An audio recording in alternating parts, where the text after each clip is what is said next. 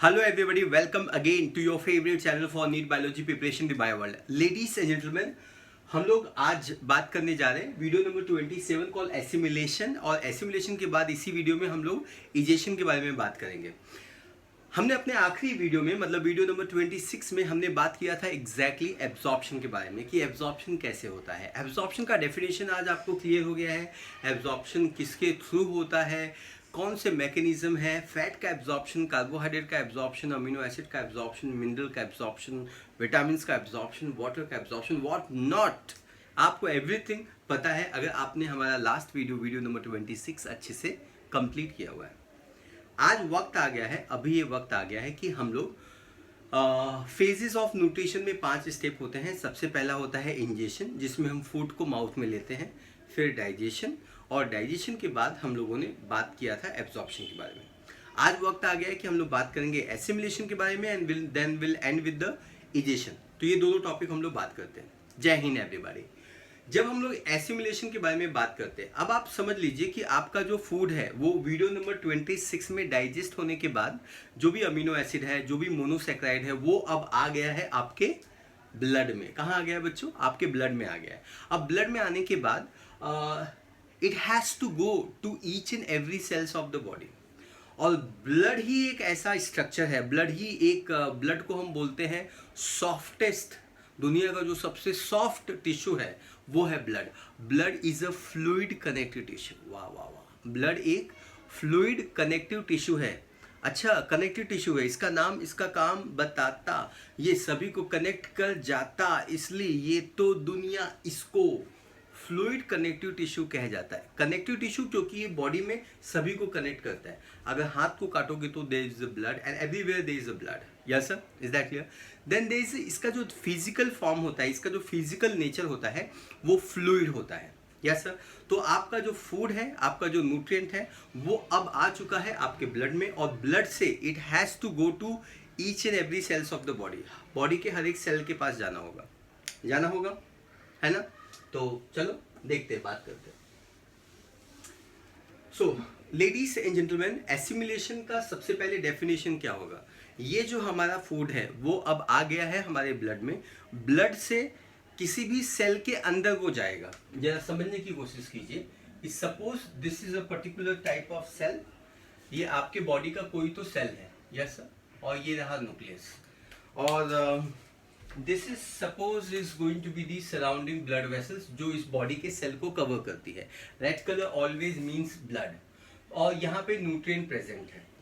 So what exactly is the assimilation? जब ये जो न्यूट्रिएंट है ये सेल के अंदर चला जाए। किसके अंदर चला जाए? सेल के अंदर। सेल के अंदर कहाँ चला जाए? सेल के अंदर, सेल के प्रोटोप्लाज्म में चला जाए। अगर कोई भी nutrient become the part of, अगर कोई भी न्यूट्रिएंट प्रोटोप्लाज्म का, सेल के प्रोटोप्लाज्म का हिस्सा बन जाता है, कंपोनेंट बन जाता है, तब हम उसको क्या बोलते हैं? एसिमिलेशन बोलते हैं। अगर इसको इंग्लिश में डिफाइन करना रहे तो हम डिफाइन करेंगे utilization of the nutrient to become the part of the, utilization of the nutrient to form the part of the protoplasm is called as a assimilation। तो हम सबसे पहले definition लिखने की कोशिश करते हैं। I think definition is very clear। utilization of the absorbed nutrient to form the component of the protoplasm। utilization of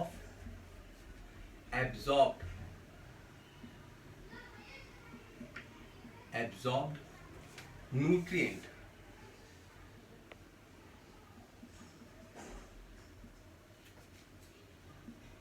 to form components of protoplasm, component of protoplasm। Yes sir, is that clear? utilization of absorbed nutrient to form the components of protoplasm। Protoplasm का component बनाना, इसी को हम लोग क्या बोलते हैं? इसी को हम बोलते हैं एसिमिलेशन। अब एसिमिलेशन किसका होना है? एसिमिलेशन मोनोसेक्राइड का होना चाहिए, मतलब कार्बोहाइड्रेट का होना चाहिए, अमीनो एसिड का होना चाहिए। देखो हमने किस चीज़ को एब्जॉर्ब किया था? हमने मोनोसेक्राइड को एब्जॉर्ब किया था। Yes sir, monosaccharide. जिसमें ग्लूकोज आता है, गैलेक्टोज आता है और फ्रुक्टोज आता है। आपको ये बात पता है। हमको किसका एसिमिलेशन सीखना है? हमको अमीनो एसिड का एसिमिलेशन सीखना है। क्यों? क्योंकि हमने अमीनो एसिड को एब्जॉर्ब किया था, हमने प्रोटीन को कभी भी एब्जॉर्ब नहीं किया। याद रखना हमेशा, हमने प्रोटीन जो खाया था वो हमने अगर पनीर का प्रोटीन खाया था, यस, और पनीर वो किसने दिया था? मिल्क से बना था, और मिल्क किसने दिया था? काऊ ने। तो वो अभी भी जब आप घर पे पनीर लेके आते हैं तो वो पनीर के अंदर जो प्रोटीन है वो आपका नहीं है, भले आपने उसको लेने के लिए आपने पे किया हुआ है। वो पनीर अभी भी, that paneer is also belong to, उसके अंदर जो भी प्रोटीन है वो काऊ का बिलोंग करता है, बफेलो का बिलोंग करता है, डिपेंडिंग अपॉन आपने किसका पनीर लेके आया। Do you understand this? अब हमने उस पनीर को खाया, अच्छे से चबाया, उसको हमने खाया, ओहो अच्छे से चबाया, और फिर हमने उसको अमीनो एसिड में कन्वर्ट किया, और उस अमीनो एसिड को हमने ब्लड में एब्जॉर्ब किया, और ब्लड से अब हमारे बॉडी के सेल के पास। तो हम सीखेंगे यूटिलाइजेशन या एसिमिलेशन अमीनो एसिड का कैसा होता है, मोनोसेक्राइड का कैसा होता है, and what about fatty acid and glycerol. हम लोग फैटी एसिड और ग्लिसरॉल के बारे में भी बात करेंगे। Here we go ladies and gentleman. तो सबसे पहले पॉइंट, आई थिंक ये पहला पॉइंट है, और हम लोग ये पहला पॉइंट ही है पूरा, this whole point is the first point. Then हम लोग मूव ऑन करते हैं सेकेंड पॉइंट पे। हम लोग सीखते हैं कि एसिमिलेशन मोनोसेक्राइड का कैसा होगा।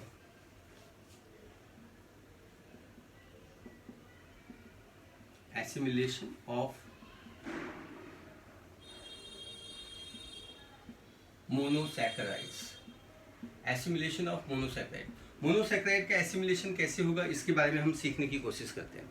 सबसे पहले आप ये अच्छे से समझ लीजिए कि जब हमको मोनोसैकेराइड का एसिमिलेशन सीखना है तो मोनोसैकेराइड में कौन से मोनोसैकेराइड आते हैं। So there is going to be glucose, there is going to be galactose, there is going to be fructose, है ना। ये तीन चीजें आते हैं, ग्लूकोज आता है, गैलेक्टोज आता है और फ्रुक्टोज आता है। समझ में आया? ग्लूकोज आता है, गैलेक्टोज आता है और फ्रुक्टोज आता है। समझ में आया? अब इनका हमको एसिमिलेशन या यूटिलाइजेशन करना है, तो कैसे करते हैं जरा सीखते हैं। सपोज खाना एब्जॉर्ब हुआ, और खाना एब्जॉर्ब होने के पास ये जो ग्लूकोज है या ये जो फ्रुक्टोज है, गैलेक्टोज है, ये सब आपके बॉडी के सेल के पास गया। जब सेल के पास जाता है तो it used as a source of energy first. So इसका एसिमिलेशन कैसे होगा मोनोसैकेराइड का?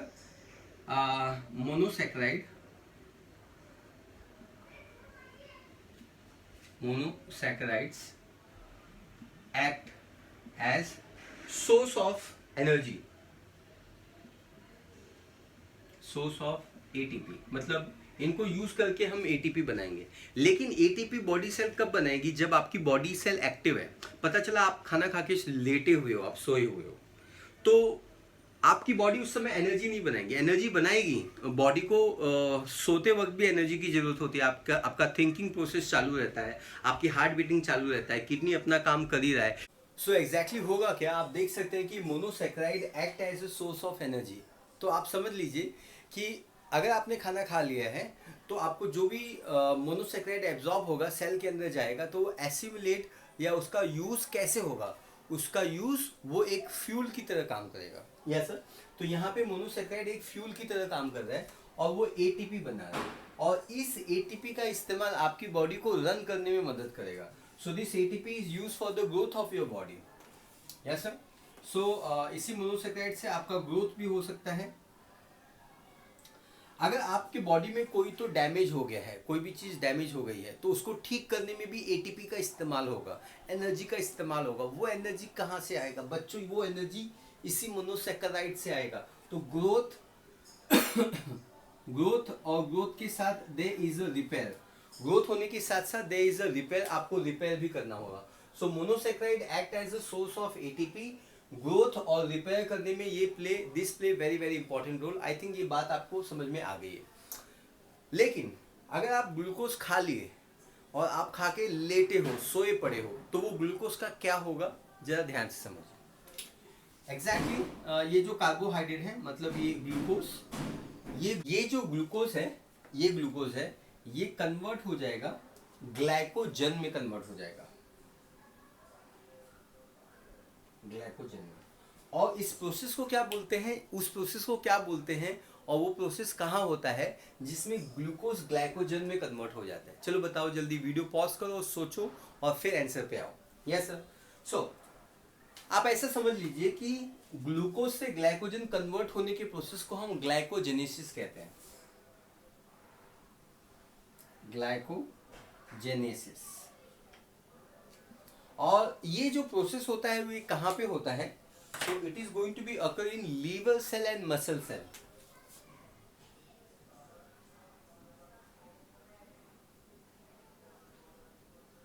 आई थिंक ये कॉन्सेप्ट क्लियर हो गया है आपको और ये बात भी आपको अच्छे से समझ में आ गई है। ग्लूकोज जो है वो ग्लाइकोजेनेसिस करता है, ग्लाइकोजेनेसिस में ग्लाइकोजन बनता है, लीवर और मसल सेल में ये एक्टिविटी होती है। Yes sir. लेकिन आपने आपके बॉडी में लीवर और मसल सेल में ग्लाइकोजन बन चुका है, लेकिन अभी भी आप खाए जा रहे हो, खाना डाइजेस्ट किए जा रहे हो, खाना एब्जॉर्ब होता जा रहा है। अब आपके साथ क्या होगा? अब ये जो ग्लूकोज है देखो, सबसे पहले glucose as a fuel use होगा, as a source of energy. कुटे गेला सोर्स ऑफ एनर्जी लिखो या हम एटीपी भी लिख सकते हैं, लेकिन हम एनर्जी भी लिख देते हैं। Yes sir. ATP is nothing but the energy, source of energy use होगा।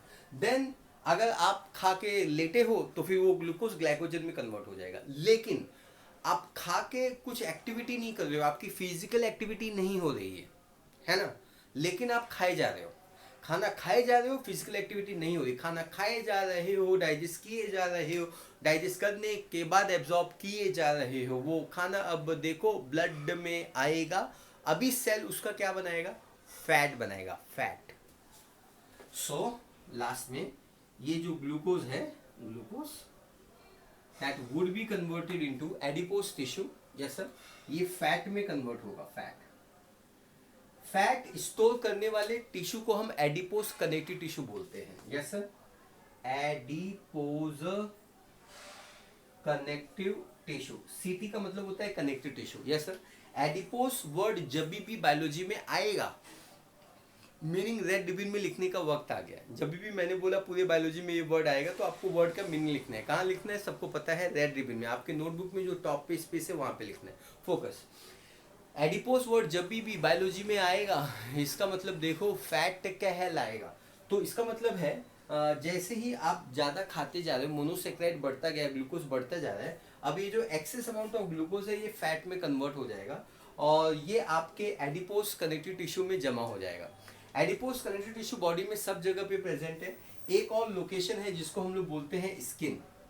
Yes sir. स्किन के नीचे, below skin, fat will be collected, fat collect हो जाएगा, है ना, और आप चब्बी हो जाओगे, मोटे हो जाओगे। Yes sir. एंड फाइनली आपको होगा obesity.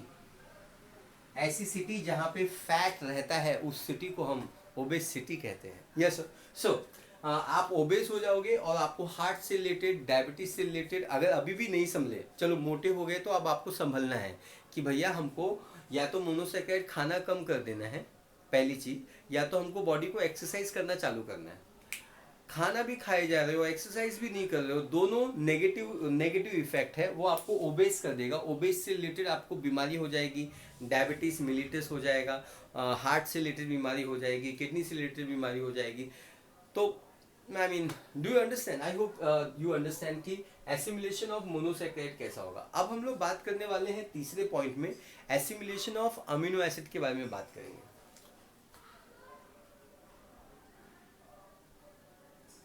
So let's talk about the assimilation of amino acid. तो मैं तीसरा पॉइंट यहाँ पे लिखूं, that will be nice.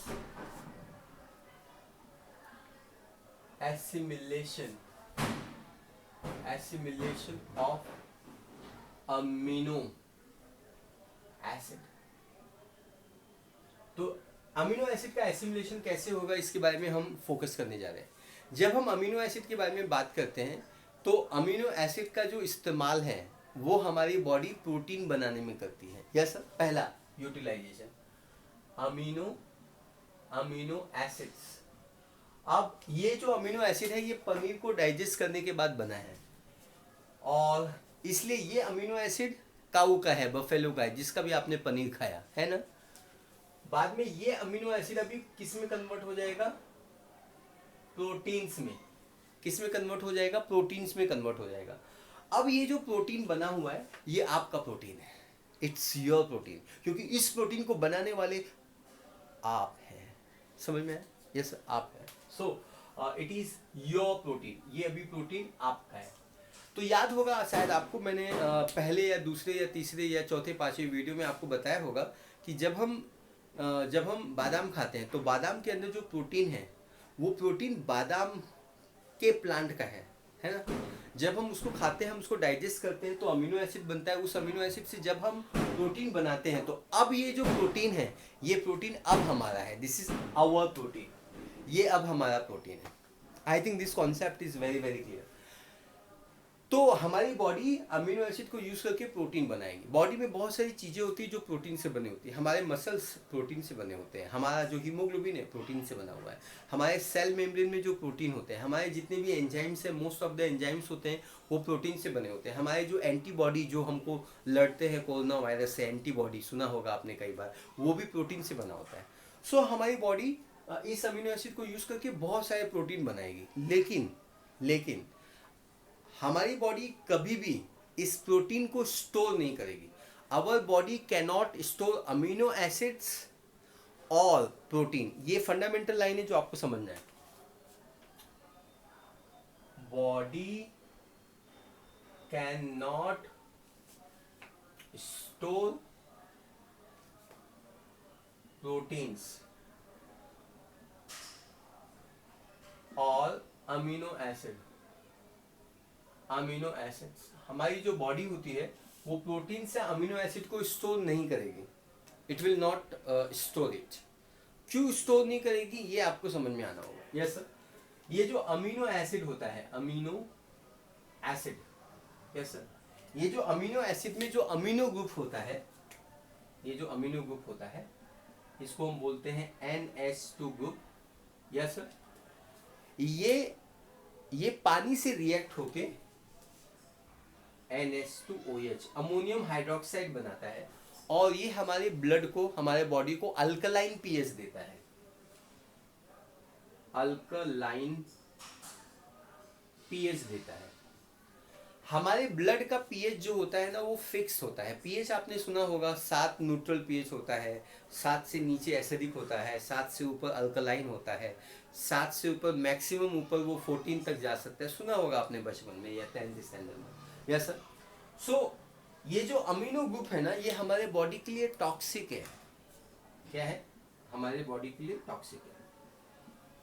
अगर आज आपको चिकन की पार्टी मिल गई और आज आपने 40 ग्राम प्रोटीन खा लिया, पार्टी थी, मिल गया और आपने 40 ग्राम प्रोटीन खा लिया, लेकिन आपकी बॉडी इस्तेमाल करती है जस्ट 20 ग्राम, क्योंकि आपकी बॉडी की ज़रूरत है ना। आप एक दिन में 2 या 3 या 4 5 10 रोटी खा लेते होगे, आपकी बॉडी की ज़रूरत उतनी है। किसी और की बॉडी की ज़रूरत 6 रोटी है तो वो 6 ही खाता होगा। तो अगर आपके बॉडी की ज़रूरत 20 ग्राम प्रोटीन है लेकिन आपने 40 ग्राम प्रोटीन खा लिया है, तो बचा हुआ जो 20 ग्राम है वो बॉडी स्टोर नहीं करेगी। मी तुम्हाला काय सांगितलं इथे बघा, बॉडी कैन नॉट स्टोर, या तो प्रोटीन या तो अमीनो एसिड वो स्टोर नहीं कर सकती बाबा। हम कार्बोहाइड्रेट स्टोर कर सकते हैं, हम फैट को भी स्टोर कर सकते हैं। तुम कार्बोहाइड्रेट लीवर और मसल सेल्स में स्टोर कर सकते हो। आपके स्किन के नीचे, that is called subcutaneous fat बोलते हैं हम उसको। स्किन के नीचे जो पाया जाता है उसको हम बोलते हैं सबक्यूटेनियस फैट, है ना। सबक्यूटेनियस फैट बोलते हैं हम इसको, सबक्यूटेनियस फैट। Yes sir. तो आप जितना चाहो उतना मोटे हो सकते हो, क्योंकि स्किन ना आपके बॉडी का सबसे बड़ा ऑर्गन है। Skin is the largest organ of your body. पूरे बॉडी में स्किन है, देखो यहाँ पे स्किन है, यहाँ पे स्किन है, यहाँ पे स्किन है, पैर में स्किन है, हाथ में स्किन है। एवरीबॉडी, योर बॉडी का सबसे जो लार्जेस्ट ऑर्गन है वो स्किन है, बोलो है ना। तो स्किन के नीचे सबक्यूटेनियस फैट स्टोर हो सकता है। तो आप जितना चाहो उतना फैट को स्टोर कर सकते हो, कोई भी स्टोर करने में कोई भी मुसीबत का सामना आपको नहीं करना पड़ेगा। लेडीज एंड जेंटलमैन, आप समझ लीजिए कि हम लोग फैट को स्टोर कर सकते हैं, हम ग्लाइकोजन को स्टोर कर सकते हैं, तो इन थोड़ी सी लिमिटेशन है, खाली लीवर और मसल सेल्स में स्टोर कर सकते हैं, बॉडी के बाकी के सेल में स्टोर नहीं कर सकते, लेकिन हम अमीनो एसिड को स्टोर नहीं कर सकते। तो ये अमीनो एसिड अगर आपने 40-20 ग्राम ज़्यादा खा लिया है, आपकी बॉडी की ज़रूरत है 20 ग्राम, आपने खा लिया है 40 ग्राम, तो बचा हुआ 20 ग्राम बॉडी, ये टॉक्सिक है तो बॉडी स्टोर नहीं करेगी, तो उसको डिटॉक्सिफाई करना होगा। मतलब क्या करना होगा, इस अमीनो एसिड से इस अमीनो ग्रुप को हटाना होगा। मुझे एसिड से कोई प्रॉब्लम नहीं है, प्रॉब्लम है बॉडी को अमीनो ग्रुप से, क्योंकि अमीनो ग्रुप NH2 ग्रुप है। NH2 ग्रुप जब पानी से रिएक्ट हो जाता है, अमोनियम हाइड्रोक्साइड वो देखो बनाता है, इसका पीएच देखो अल्कलाइन हो जाता है, बॉडी को अल्कलाइन पीएच पसंद नहीं आता है, इसलिए बॉडी मर जाता है। तो बॉडी को मारना है या अमीनो को हटा दे, तो आप बोलोगे अमीनो को हटा दो, बॉडी को जिंदा रखो, है ना। जिंदगी जिंदगी का नाम है। यस सर, ए एवरीबॉडी ना फोकस हियर। तो हम लोग क्या करेंगे, we are going to remove the amino group, है ना। जितने भी अमीनो एसिड जो 20 ग्राम आपने ज़्यादा खाया है ना, वो अमीनो ग्रुप को हम निकाल देंगे। सो अमीनो एसिड से हम अमीनो ग्रुप निकाल देंगे। अमीनो ग्रुप निकालने के जो प्रोसेस होता है, अमीनो ग्रुप निकालने का जो प्रोसेस होता है उसको हम बोलते हैं deamination. De is the removal, amine is amine, removal of amine called deamination. Yes, तो हम इसको बोलते हैं deamination, we call it as a deamination. Amino acid से हम अमीनो को निकाल देंगे और हम एसिड बनाएंगे, that is called organic acid. ये जो ऑर्गेनिक एसिड्स है इसका हम इस्तेमाल कर लेंगे एनर्जी प्रोड्यूस करने के लिए, या हम फैट बनाने के लिए इस्तेमाल कर सकते हैं, या ग्लूकोज बनाने के लिए इस्तेमाल कर सकते हैं, उसका हम इस्तेमाल कर लेंगे। लेकिन ये अमीनो ग्रुप को हमको हटाना है। तो अब ये अमीनो ग्रुप निकलता है NH2 ग्रुप। जब ये अमीनो ग्रुप निकलता है तो ये अमीनो ना बॉडी के लिए टॉक्सिक है, जैसा कि मैं सुबह से ही आपको बता रहा हूँ कि this is a toxic, right, ये टॉक्सिक है। तो हमको मुसीबत का सामना ये टॉक्सिसिटी से करना है। ये टॉक्सिक को हम बॉडी में स्टोर नहीं कर सकते, तो ये टॉक्सिक को हम कन्वर्ट कर देंगे यूरिया और यूरिक एसिड में। Yes sir, this will be converted into urea और यूरिक एसिड। और यूरिया यूरिक एसिड हमारे यूरिन से पास होता है, यूरिन से ये पास हो जाएगा। समझ में आया आपको? Will remove it from the urine, हम इसको यूरिन से निकाल देंगे। तो अमीनो एसिड है, डीअमाइनेशन होगा, ऑर्गेनिक एसिड बनेगा, NH2 ग्रुप निकलेगा। ये NH2 ग्रुप टॉक्सिक है, मैं तो आपको बताया यहाँ पे टॉक्सिक है, कहाँ लिखा है, यहाँ पे लिखा है टॉक्सिक है। तो अमीनो ग्रुप को निकाल के हम कन्वर्ट कर देंगे यूरिया यूरिक एसिड में। हमारा जो बॉडी का जो लीवर होता है वो ये काम करता है।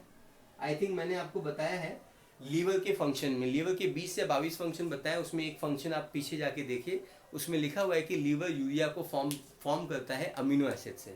ये प्रोसेस है D amination. De is the removal, amine is the amine, removal of amine called deamination. D amination वो प्रोसेस देखो क्या है, लाता है अमाइन ग्रुप, उसमें निकाल लिया जाता है, जो रह जाता है ऑर्गेनिक एसिड कहलाता है। ये ऑर्गेनिक का एसिड का इस्तेमाल फैट बनाने में या एनर्जी का सोर्स बोल के यूज हो जाता है। जो अमीनो बच जाता है वो यूरिया यूरिक एसिड में कन्वर्ट हो जाता है। ये काम देखो लिवर कर जाता है। बाद में ये यूरिया यूरिक एसिड को हम एक नंबर बोले तो यूरिन, एक नंबर बोले तो यूरिन, 2 नंबर बोले तो इजेशन, एसिमुलेशन के बाद इजेशन है। यस, तो 1 नंबर मतलब यूरिन से हम इसको रिमूव कर देंगे। सो मेरे ख्याल से आपको ये समझ में आ गया assimilation of monosaccharide and assimilation of amino acid क्या होता है। एसिमुलेशन ऑफ फैट इज यही स्टेप है, जो भी फैट है वो जमा हो जाएगा बॉडी में। और फैट सबक्यूटेनियस फैट है, ये सबक्यूटेनियस फैट हमको प्रोटेक्शन देगा। यस सर, हमारे ऑर्गन को प्रोटेक्शन देगा, as a source of energy रहेगा। तो फैट का मैंने ऐसे ही इसी पॉइंट में मैं डिस्कस कर लेता हूँ कि fat will be converted into जो भी हम ग्लिसरॉल और फैटी एसिड एब्जॉर्ब करेंगे वो फैट में कन्वर्ट हो जाएगा, और फैट हमारे बॉडी में स्टोर कर लिया जाता है।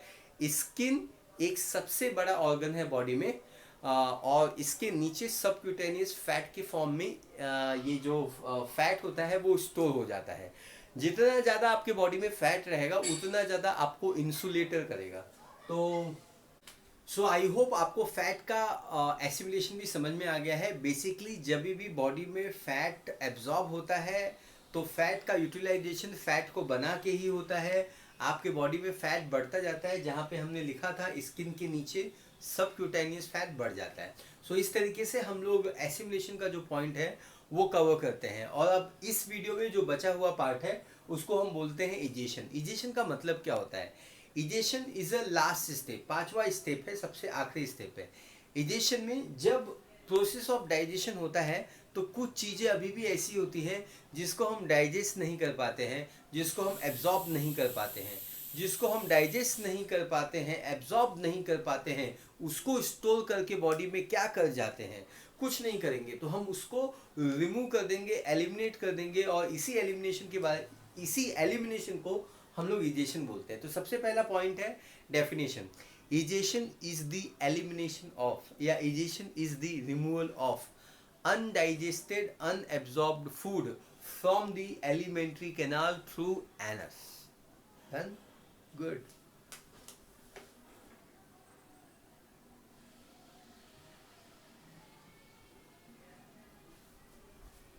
Elimination of undigested and unabsorbed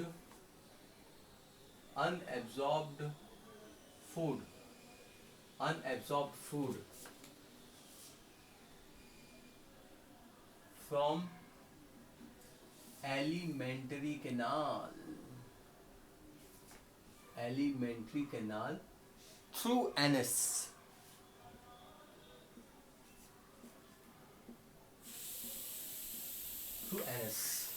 I think यही है डेफिनेशन जो आपको समझना है। इजेशन का ये डेफिनेशन है।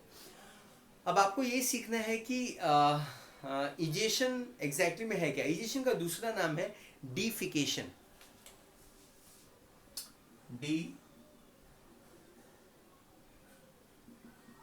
डीफिकेशन, आई थिंक स्पेलिंग में थोड़ा आगे पीछे है। डीफिकेशन इजेशन का मतलब होता है फीकल मैटर को हम रिमूव करते हैं। किसको रिमूव करते हैं? फीकल मैटर को। डीफिकेशन का मतलब होता है removal of faecal matter. D मतलब रिमूवल, फीकल मतलब faecal matter, removal of faecal matter called defecation. So defecation कैसे होता है उस मैकेनिज्म को समझने की कोशिश करते हैं। डीफिकेशन का मतलब ही होता है इजेशन, है ना। तो सबसे पहले आप ये समझ लीजिए कि जो भी फूड आएगा, जो भी फूड स्मॉल इंटेस्टाइन से लार्ज इंटेस्टाइन में आएगा उसको एब्जॉर्ब कर लिया जाएगा, यस सर। लेकिन जो एब्जॉर्ब नहीं कर लिया जाएगा या जो अनडाइजेस्टेड है या अनएब्जॉर्ब है वो फीकल मैटर फॉर्म करेगा। तो जो फीसिस होता है, फीसिस का मतलब होता है 2 नंबर। 1 नंबर यूरिन होता है, उसमें यूरिया और यूरिक एसिड रिमूव करते हैं। 2 नंबर एनस के थ्रू किया जाता है। 2 नंबर का नाम है इजेशन और 1 नंबर का नाम है एस्क्रीशन। एस्क्रीशन किडनी के चैप्टर में हम पढ़ेंगे, एस्क्रीशन में पढ़ेंगे, और इजेशन हम यहाँ पे पढ़ रहे हैं। क्या आपको समझ में आया? ध्यान से सुनिए। 1 नंबर, 2 नंबर। 1 नंबर मतलब यूरिन होता है, 2 नंबर मतलब ये फीसेस को रिमूव करना होता है, इसको हम इजेशन बोलते हैं। ये डेफिनेशन है, आपको डेफिनेशन क्लियर है? ध्यान से सुनो। पहले ये जो फीसेस हुआ है, ये फीसेस सबसे पहले कलेक्ट होता है कहाँ पे? Collect in colon. कोलन में कलेक्ट होता है जो कि लार्ज इंटेस्टाइन का हिस्सा है, यस सर। इसमें slowly and steady there will be peristaltic movement.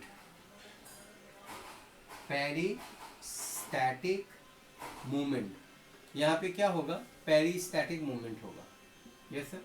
जब यहाँ पे पेरिस्टैटिक मूवमेंट होगा तो ये जो फीकल मैटर है वो फाइनली कहाँ पे आएगा? It will come in the rectum.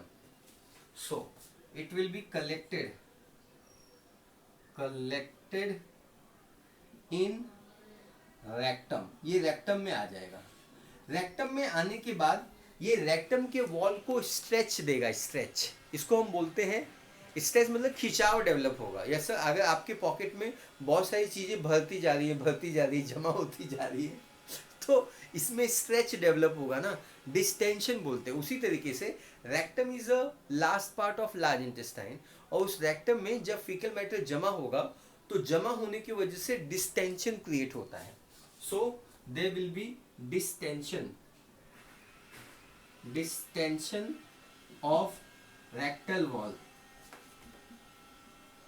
Rectal wall में डिस्टेंशन होता है. डिस्टेंशन का मतलब आप समझते हैं ना, डिस्टेंशन का मतलब ये होता है कि उसमें स्ट्रेच आएगा, खिंचावपन आएगा. बिल्कुल समझ रहे हैं अच्छे से? Yes sir. ओके. अब ये जो खिंचाव आएगा, जो खिंचाव यहाँ पे डेवलप्ड होता है रेक्टल वॉल में, उसके वजह से रिफ्लेक्स से डेवलप होता है. तो हम उल्टा जा रहे हैं, हम नीचे जा सकते हैं, तो और नीचे जाते हैं हम. Yes sir. Defecation reflex develop होता है. आपको रिफ्लेक्स एक्शन मालूम है ना? अगर गरम गरम पॉट है, बचपन में क्या सिखाया था, 8वीं या 9th में सिखाया था, गरम गरम पॉट है, उसको टच करोगे तो हाँ रिफ्लेक्स, हाथ हटा लोगे, आई करोगे. This is called reflex action. Reflex action जो होता है वो बॉडी का ऑटोमेटिक फिनोमिनन होता है, ऑटोमेटिक फिनोमिनन. तो जब ये जो फीकल मैटर है ये यहाँ पे जमा हो गया है कोलन में, और पेरिस्टैटिक कंटिन्यूसली यहाँ पे पेरिस्टैटिक मूवमेंट हमेशा होता जा रहा है. यस सर, पेरिस्टैटिक मूवमेंट होता है. तो फाइनली ये मूवमेंट करते करते रेक्टम में जमा हो रहा है. रेक्टम में जब कई देर तक ये जमा होगा तो रेक्टम में डिस्टेंशन आता है, एक खिंचाव आता है. उस खिंचाव की वजह से there will be defecation. Reflex develop होता है. रिफ्लेक्स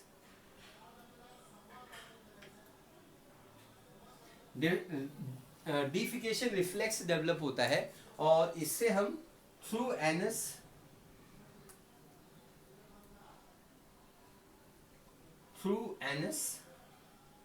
हम फीसेस को रिमूव करते हैं. Faecal matter is removed. Faecal matter is removed.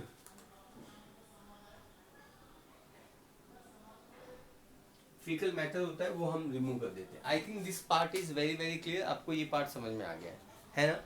तो collected in the rectum, distension of the rectal wall, defecation reflex से डेवलप होता है, और थ्रू एनस ये रिमूव कर दिया जाता है. एनस में दो मसल्स होते हैं, एक्सटर्नल और इंटरनल. ये मैंने एनस में आपको पास्ट में पढ़ा दिया है, तो उसको रिपीट करने की जरूरत यहाँ पे मुझे नहीं लगता है. अब ये समझ लीजिए कि तीसरा कंपोनेंट कि तीसरा point, component of faecal matter. Components of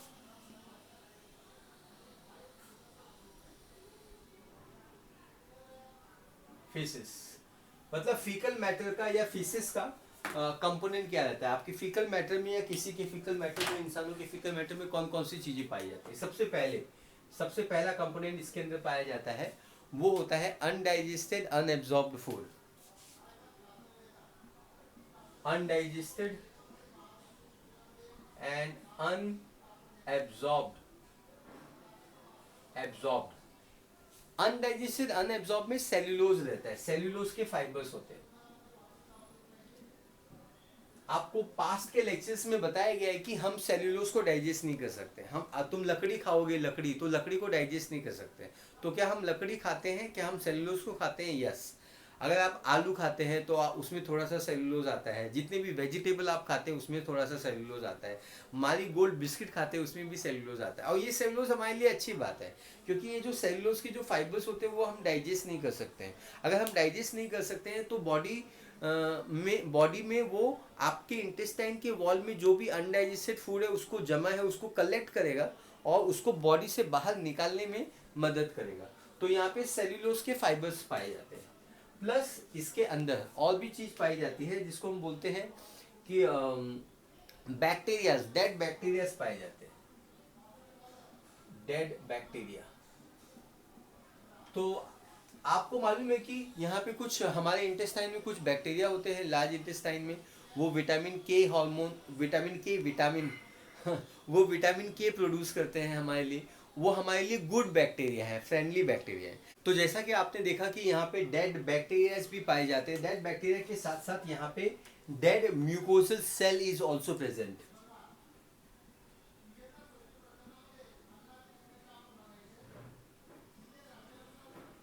अब ये डेड म्यूकोसल सेल आए तो कहाँ से आए? आपको मालूम है कि आपके म्यूकोजा में सबसे अंदर की जो लाइनिंग होती है वहाँ पे एसिड प्रेजेंट है, अल्कलाइन प्रेजेंट है। आप खट्टा खाते हो, फिर मीठा खाते हो, फिर आइसक्रीम खाते हो, फिर गर्म कॉफ़ी पीते हो, मतलब दुनिया की जो भी वर्स्ट चीज़ है वो हम लोग करते हैं अपने बॉडी के साथ।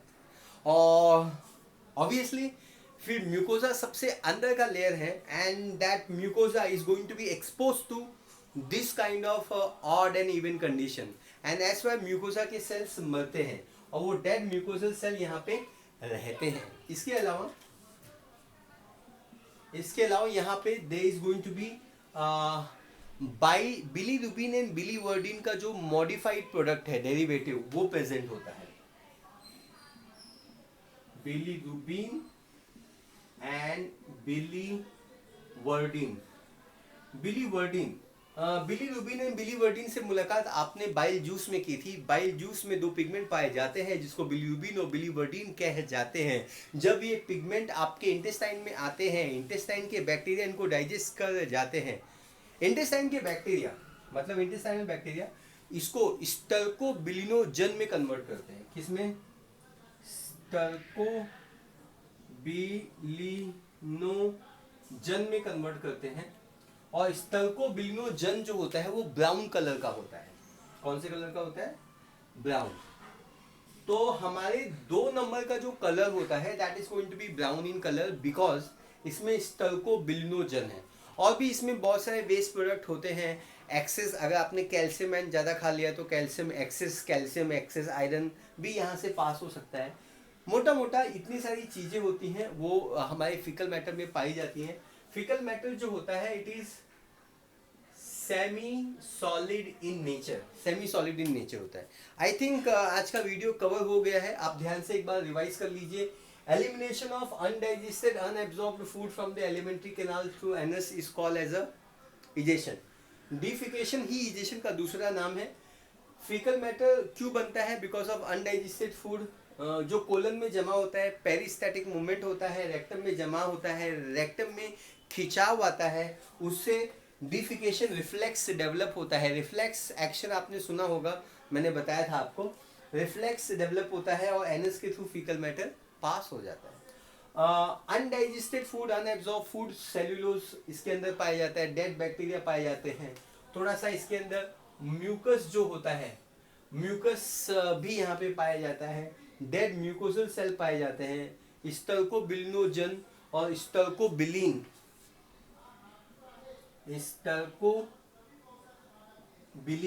ये चीजें पाई जाती हैं। ये ब्राउन पिगमेंट होते हैं और ये हमारे फीकल मैटर को ब्राउन कलर देते हैं। सो आई थिंक आपने जो डाइजेशन का प्रोसेस है, मतलब न्यूट्रिशन का है, इंजेशन, डाइजेशन, एब्जॉर्प्शन, एसिमिलेशन और फिर इजेशन, ये 5 स्टेप है वो हमने कवर कर लिया हुआ है।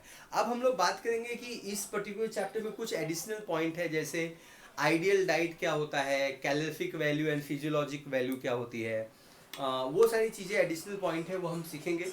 फिलहाल हम इस लेक्चर को यहाँ पे ख़त्म करते हैं एंड हम अगले लेक्चर में कल फिर मिलेंगे। जय हिंद।